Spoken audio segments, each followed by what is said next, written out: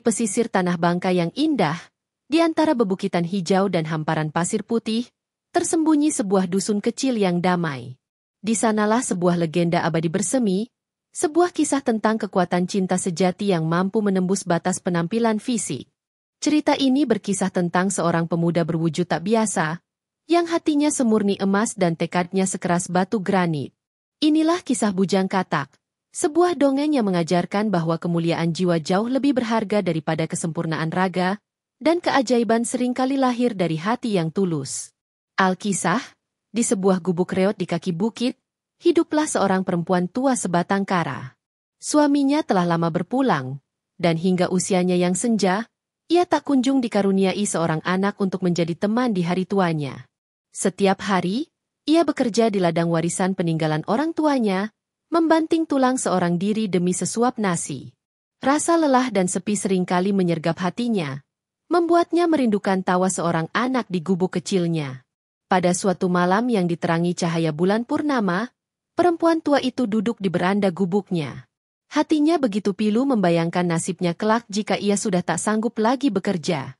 Dengan penuh kerinduan, ia menengadahkan kedua tangannya ke langit dan memanjatkan doa yang tulus kepada Sang Pencipta.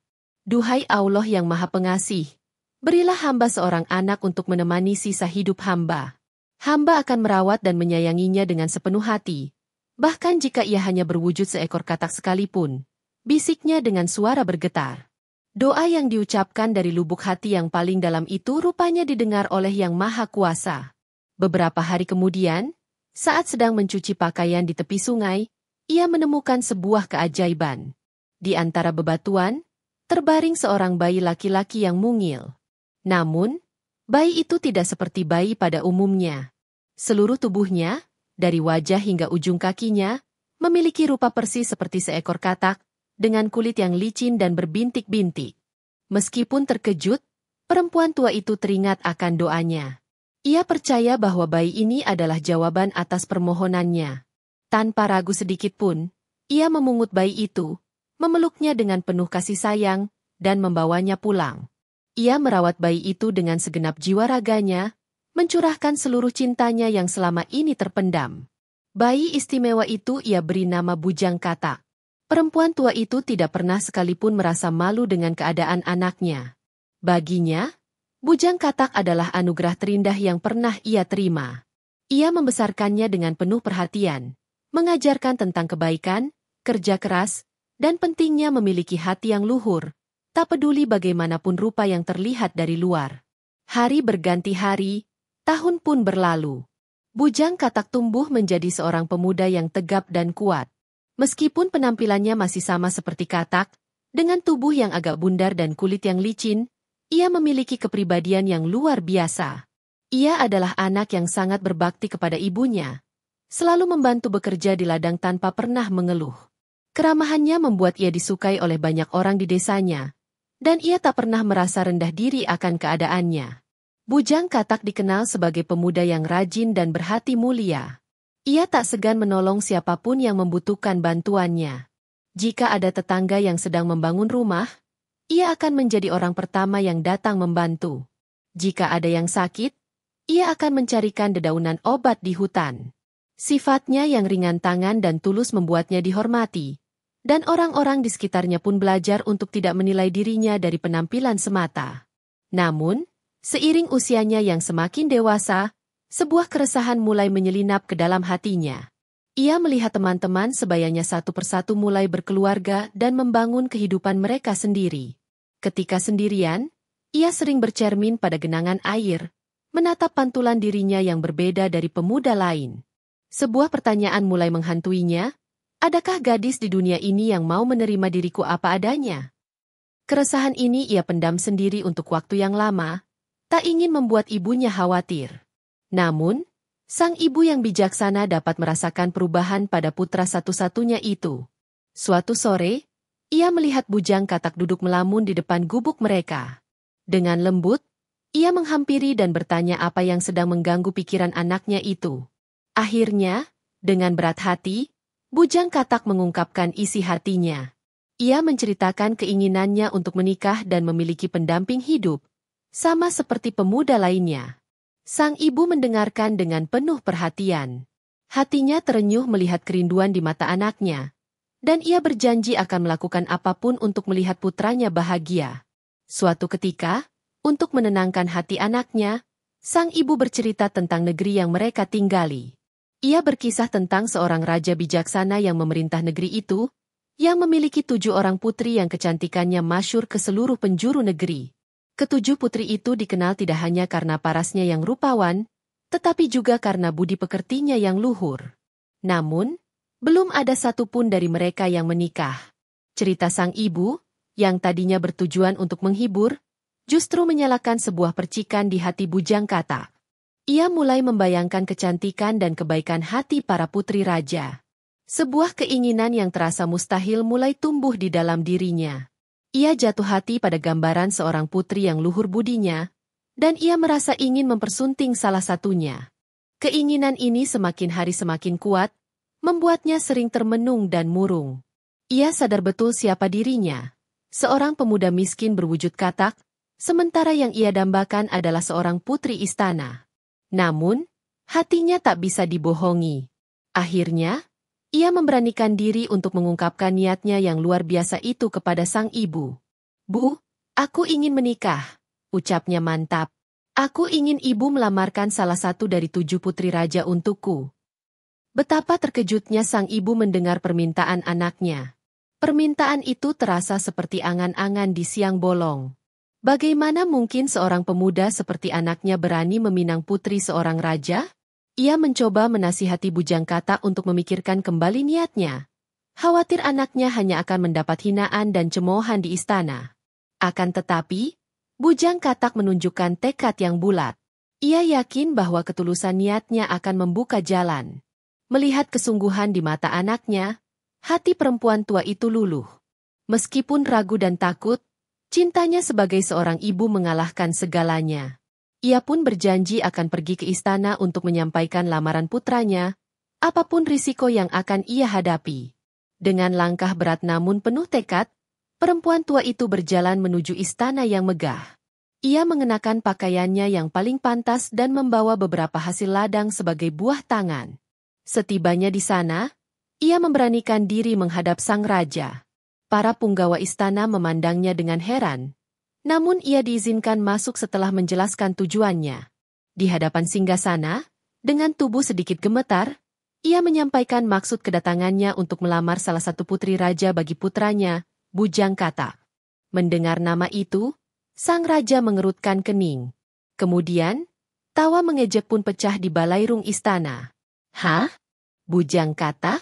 Mana mungkin putriku yang cantik jelita menikah dengan anakmu yang wujudnya seperti katak itu?" Hardik sang raja dengan nada menghina. Hati perempuan tua itu terasa pedih. Namun ia tetap menunduk hormat.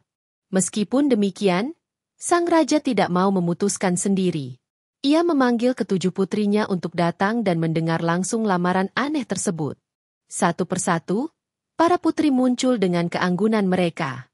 Sang raja kemudian meminta mereka untuk memberikan jawaban atas lamaran dari Bujang Katak. Sambil tertawa mengejek, putri pertama hingga putri keenam maju dan meludahi kepala perempuan tua itu sebagai tanda penolakan dan penghinaan yang mendalam. Mereka tidak sudi menikah dengan seseorang yang bahkan tidak berani menunjukkan wujudnya sendiri di istana. Perempuan tua itu hanya bisa pasrah menahan tangis dan malu yang luar biasa. Namun, ketika giliran putri ketujuh, yang dikenal sebagai putri bungsu, sesuatu yang tak terduga terjadi. Ia berjalan dengan anggun, tetapi tidak ikut mencemooh. Ia justru menatap perempuan tua itu dengan pandangan iba dan berkata dengan suara lembut, "Ayahanda, hamba bersedia menerima lamaran ini." Sontak seluruh isi istana terdiam, terkejut mendengar keputusan sang putri bungsu. Keputusan putri bungsu untuk menerima lamaran Bujang Katak membuat sang raja murka sekaligus bingung. Ia tidak habis pikir mengapa putri bungsunya yang paling ia sayangi mau menikah dengan pemuda berwujud katak. Namun, ia juga tidak bisa menarik kembali perkataannya yang telah mempersilakan para putrinya untuk memilih. Setelah berunding dengan para penasihatnya, sang raja menemukan sebuah cara untuk membatalkan pernikahan itu secara halus. Ia akan memberikan sebuah syarat yang ia yakini tidak akan pernah bisa dipenuhi oleh Bujang Katak yang miskin. Ia pun memanggil kembali ibu bujang katak dan berkata, "Baiklah, aku akan merestui pernikahan putri bungsuku dengan anakmu, asalkan kalian sanggup memenuhi satu syarat." "Hamba akan berusaha memenuhi apapun syarat dari Baginda," jawab perempuan tua itu dengan harapan baru. Sang raja tersenyum sinis dan berkata, "Syaratnya mudah saja. Buatkan sebuah jembatan emas yang terbentang dari gubuk reotmu hingga ke gerbang istana ini. Jika kalian berhasil, pernikahan akan dilangsungkan. Jika tidak, lupakan saja mimpi kalian." Bagai disambar petir di siang hari, perempuan tua itu terduduk lemas. Syarat itu bukan hanya berat, melainkan benar-benar mustahil. Bagaimana mungkin mereka, yang untuk makan sehari-hari saja susah, bisa membangun sebuah jembatan dari emas murni?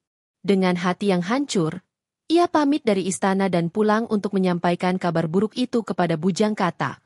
Setibanya di rumah, ia menceritakan semua kejadian di istana, mulai dari penghinaan keenam putri hingga syarat mustahil dari sang raja. Ia menangis terseduh-seduh, merasa gagal membahagiakan anaknya. Namun, di luar dugaan, bujang katak justru tersenyum dan menenangkan ibunya. "Jangan menangis, Bu. Serahkan saja semuanya kepada Allah yang Maha Kuasa.